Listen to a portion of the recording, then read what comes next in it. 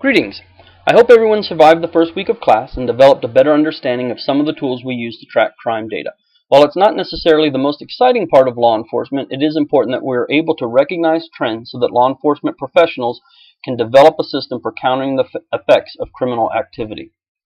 This week we'll be examining an area that can be controversial when it comes to its application as a tool within the criminal justice system, and that is the relationship between biology and crime, particularly on brain activities and body chemistry. When you view the written notes of this lecture, you'll see how I properly cited where I got that information from. Please notice that the site I used, the format is APA, and this is what we are using for this class, whether it's in our discussion questions or in the papers that you write.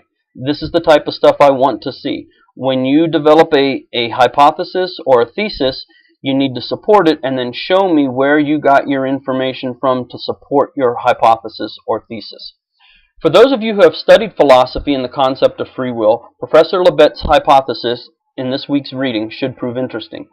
Philosopher Immanuel Kant theorized that human beings have an inner force which is rational and obeys the rules of reason and termed this will.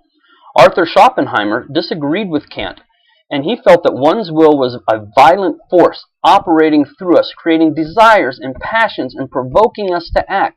So the question becomes, do we have free will or not? The determinists argued that every event has a cause, including human thoughts and decisions, and is fully governed by the laws of nature. So therefore, we are neither free nor responsible for our actions.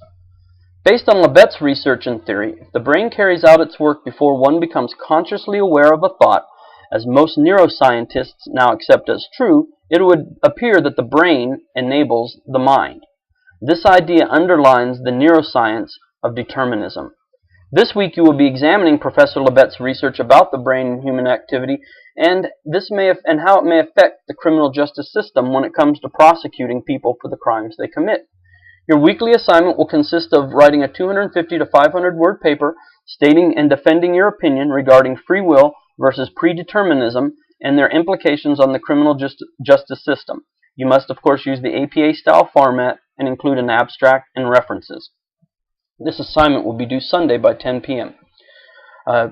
When you go into the weekly lecture folder, you'll see a link to submit your paper through Safe Assignment. This program is designed to detect possible plagiarism, so it's important to properly cite your sources. I suggest you review the school's policy on plagiarism.